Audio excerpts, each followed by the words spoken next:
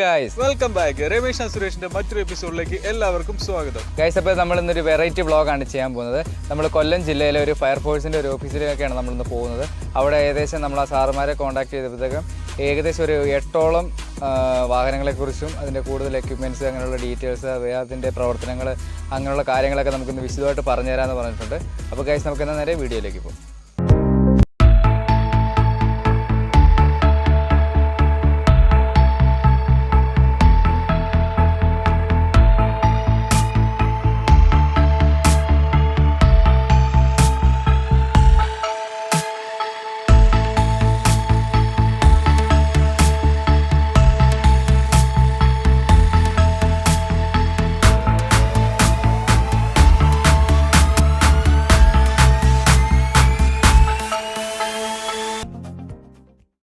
Okay, ഇത് നമ്മുടെ ജില്ലാ ആസ്ഥാനമാണ്. ഓക്കെ, അപ്പോൾ നിലവിൽ നമുക്ക് ഈ സ്റ്റേഷൻ്റെ അണ്ടറിൽ 11 സ്റ്റേഷനുണ്ട്.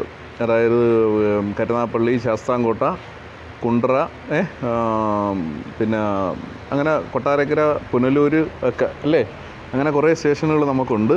അപ്പോൾ നിലവിൽ നമ്മുടെ ഒരു ഫയർ സ്റ്റേഷൻ്റെ എന്ന് പറഞ്ഞാൽ ഒരു കോൾ നമുക്ക് ഇവിടെ സ്റ്റേഷനിലേക്ക് വന്നു കഴിഞ്ഞാൽ നമ്മൾ ആദ്യം അതിൻ്റെ മെസ്സേജ് സ്വീകരിക്കുന്ന വിധമെന്ന് പറഞ്ഞു കഴിഞ്ഞാൽ ആദ്യം വിളിക്കുന്ന ആളിൻ്റെ പേര് നമ്മൾ ചോദിക്കും. ഓക്കെ, എന്താണ് പേരെന്ന് ചോദിക്കും, എന്തിനാണ് തീ പിടിച്ചിരിക്കുന്നത്, അല്ലെങ്കിൽ എന്താണ് നമ്മുടെ ഇൻസിഡൻറ്റ് എന്ന് അവരുടെ താരായും, അതിനുശേഷം പിന്നെ അതിൻ്റെ ലാൻഡ്മാർക്ക്, എത്രയും പെട്ടെന്ന് എത്താൻ പറ്റുന്ന വഴി, അങ്ങനെ കുറേ ഡീറ്റെയിൽ അവരുടെ അടുത്ത് ചോദിക്കും. അപ്പോൾ ഈ ഡീറ്റെയിൽ ചോദിക്കുക എന്ന് പറയുമ്പം നിങ്ങൾ കരുതും ഒരുപാട് സമയം എങ്ങനെ അങ്ങ് കവർ ചെയ്തു പോകും, പിന്നെ എപ്പോഴാണ് ഇദ്ദേഹം ഇവിടെ നിന്ന് ഇറങ്ങുന്നതെന്നൊക്കെയുള്ളൊരു ചിന്ത വരും. അങ്ങനല്ല, നിലവിൽ അവിടെ മെസ്സേജ് വരുന്ന മുറയ്ക്ക് തന്നെ അവിടെ ഫയർ ബെല്ല് മുഴങ്ങും. ഫയർ ബെല്ല് മുഴങ്ങുന്ന ഉടനെ ഓരോ വാഹനങ്ങളിലും ഇത്ര ആൾക്കാരെ പോസ്റ്റ് ചെയ്തിരിക്കും. ഡ്രൈവർ, പിന്നെ FDCPO എന്ന് പറയും, അല്ലെങ്കിൽ FROD എന്ന് പറയുന്നത്, അതേപോലെ ലീഡിങ് ഫയർമാൻ, FRO സീനിയർ, അങ്ങനെ ആൾക്കാരെ ഇതിനകത്ത് പോസ്റ്റ് ചെയ്തിരിക്കും. അവരെല്ലാവരും ബെല്ലോട് കൂടി തന്നെ വണ്ടിക്കിൽ പ്രവേശിക്കുകയും ചെയ്യും. 14 സെക്കൻഡ് കേട്ടോ, അതാണ് 14 സെക്കൻഡ് കൊണ്ട് ഈ വാഹനം ഗ്യാരേജിൽ നിന്ന് പുറത്തു വരികയും 20 സെക്കൻഡ് കൊണ്ട് ഇവിടുന്ന് ആ സ്പോട്ടിലേക്ക് പോവുകയും ചെയ്യും. അതാണ് നമ്മളുടെ പ്രവർത്തനത്തിൻ്റെ ആദ്യ ഭാഗം. ഇത് നമ്മുടെ ഫസ്റ്റ് ടേൺ ഔട്ട് എന്ന് പറയും. ഫസ്റ്റ് ടേൺ ഔട്ട് എന്ന് പറഞ്ഞു കഴിഞ്ഞാൽ നിലവിൽ ഒരു ഫയർ വന്നു കഴിഞ്ഞാൽ ആദ്യം സ്റ്റേഷനിൽ നിന്ന് പുറപ്പെടുന്ന വാഹനമാണ് ഫസ്റ്റ് ടേൺ ഔട്ട്. ഇതിൻ്റെ കപ്പാസിറ്റി ഏതാണ്ട് 4500 ലിറ്ററാണ് ഇതിൻ്റെ കപ്പാസിറ്റി വെള്ളത്തിൻ്റെ. അതിനെ തുടർന്ന് അടുത്ത വാഹനങ്ങൾ ഓരോന്നായിട്ട് പോയിക്കൊണ്ടിരിക്കും. അപ്പോൾ നമുക്ക് വലിയൊരു ഫയർ ആണെന്നുണ്ടെങ്കിൽ ഒന്നിലേറെ വാഹനങ്ങൾ ഇപ്പോൾ പോകും. ഇപ്പോൾ നമ്മളുടെ ജില്ലയിലേക്ക് അനുവദിച്ചിരിക്കുന്ന ഒരു വാഹനമാണ് മാൻ്റെ ഈ കിടക്കുന്ന വാഹനം. അതിലൂടെ ഈ മാൻ എന്ന് പറയുന്ന വാഹനമാണ് നമുക്ക് ജില്ലയിൽ അനുവദിച്ചിരിക്കുന്നത്. ഇതിൻ്റെ കപ്പാസിറ്റി എന്ന് പറഞ്ഞാൽ 11700 ലിറ്ററും അതിനോടനുബന്ധിച്ച് ഫോമും അതിനകത്ത് ഉണ്ടായിരിക്കും. അപ്പോൾ നിലവിൽ ഇതിനകത്ത് ഒരുപാട് ആധുനിക രീതിയിലുള്ള സംവിധാനങ്ങൾ വാഹനങ്ങളിലെല്ലാം ഈ മാനകത്തുണ്ട്.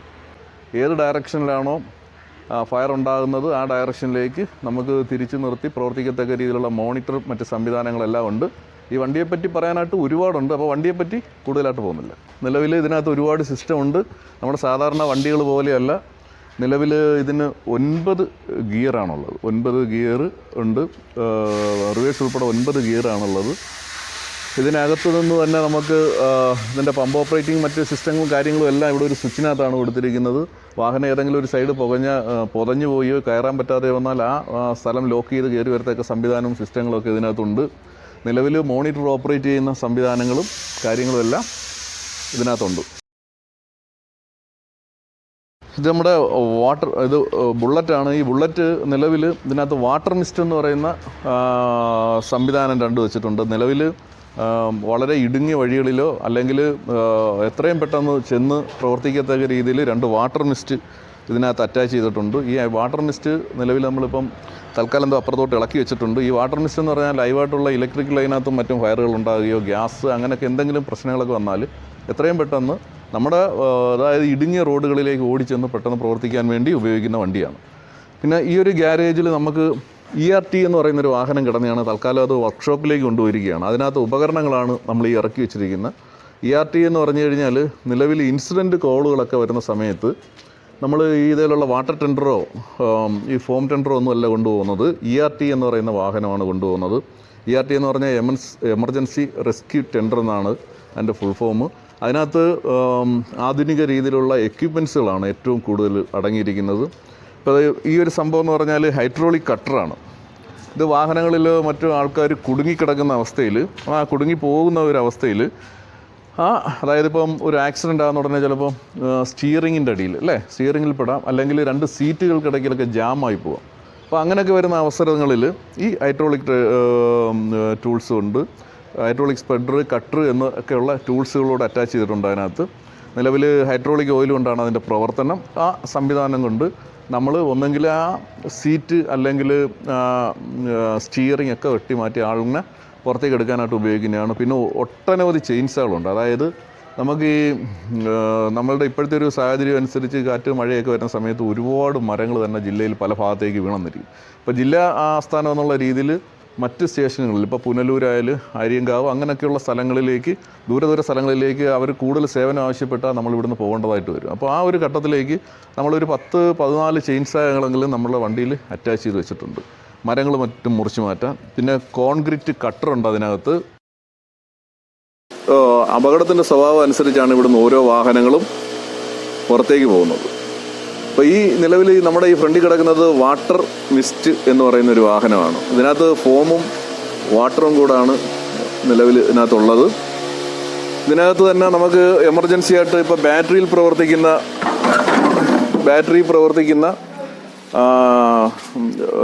പിന്നെ കട്ടർ, സ്പ്രെഡറും കൂടെ ചേരുന്നത് മൾട്ടി യൂസുള്ള സാധനം ഇരിപ്പുണ്ട്. ഇത് ഓൾറെഡി ഇതേപോലൊരു ബാറ്ററിയാണിത്. ഈ കിടക്കുന്ന ബാറ്ററിയാണ്. ബാറ്ററി സിസ്റ്റത്തിലാണ് ഇത് വർക്ക് ചെയ്യുന്നത്. നിലവിൽ ഈ ഒരു രീതിയിൽ പിന്നെ എന്തെങ്കിലും വരികയാണെന്നുണ്ടെങ്കിൽ ഇത് ഈ ഒരു രീതിയിൽ പെട്ടെന്നെടുത്ത് പ്രവർത്തിക്കുന്ന ബാറ്ററി പ്രവർത്തിക്കുന്ന സംവിധാനമാണ് ഇതിനകത്തുള്ളത്. വാട്ടർ മിസ്റ്റ് എന്ന് പറയുന്ന വാഹനമാണിത്. ഇതിനകത്ത് 400 ലിറ്റർ വെള്ളവും 50 ലിറ്റർ ഫോമുമാണ് ഉൾക്കൊള്ളുന്നത്. ഇതിപ്പോൾ നമുക്ക് അത്യാവശ്യം ഉള്ള ചെറിയ, അതായത് ഇടുങ്ങിയ വഴികളിലേക്ക് ഓടിപ്പോയി രക്ഷാപ്രവർത്തനം നടത്തുന്നതിനായിട്ട് യൂസ് ചെയ്യുന്നൊരു സംവിധാനമാണ് ഇത്. നമുക്ക് പിന്നെ സെൽഫും ഉണ്ട്, അല്ലാതെ റോപ്പ് സിസ്റ്റം അനുസരിച്ച് നമുക്ക് വലിച്ച് സ്റ്റാർട്ട് ചെയ്യുകയും ചെയ്യാം. ഇതിപ്പോൾ ഈ ഒരു കോവിഡ് കാലത്ത് ഏറ്റവും കൂടുതൽ ഉപയോഗിച്ചുകൊണ്ടിരിക്കുന്ന ഒരു വാഹനമാണ് ഈ വാട്ടർ മിസ്റ്റ്. ഇത് നമ്മൾ നിലവിൽ അണുനശീകരണത്തിനും മറ്റും ഈ വണ്ടിയാണ് നമ്മൾ യൂസ് ചെയ്തുകൊണ്ടിരിക്കുന്നത്. ഇതിനകത്തേക്ക് നമ്മൾ ഹൈപ്പോക്ലോറേറ്റ്, സോഡിയം ഹൈപ്പോക്ലോറേറ്റ് അതൊക്കെ ഒഴിച്ചിട്ടാണ് ഏറ്റവും കൂടുതൽ, അതായത് എല്ലാ സ്ഥലങ്ങളിലും നിലവിൽ കേരളത്തിലുള്ള എല്ലായിടത്തും ഈ വാട്ടർ മിസ്റ്റ് വളരെ ഫലപ്രദമായിട്ട് നമ്മൾ യൂസ് ചെയ്തുകൊണ്ടിരിക്കുന്ന ഒരു സംവിധാനം. ഇപ്പം നിലവിൽ ആ കിടക്കുന്ന മിനി വാട്ടർ ടെൻഡർ എന്ന് പറയുക ഏകദേശം 3000 ലിറ്ററാണ് അതിൻ്റെ കപ്പാസിറ്റി. വലിയ വണ്ടികളൊക്കെ പോകാത്ത സ്ഥലങ്ങളിലേക്ക് പോകത്തക്ക സംവിധാനത്തിലാണ് വണ്ടികളുടെ നീളം കുറച്ച് ചെറിയ വണ്ടികളാക്കി കൊണ്ടുവരുന്നത്. അപ്പോൾ നിലവിൽ അത് മിനി വാട്ടർ ടെൻഡറാണ്. ഇപ്പം നിലവിൽ നമ്മുടെ ഈ കിടക്കുന്ന വാഹനം എന്ന് പറഞ്ഞാൽ MUV എന്ന് പറയും, മൾട്ടി യൂട്ടിലിറ്റി വെഹിക്കിൾ എന്നാണ് അതിൻ്റെ പേര്.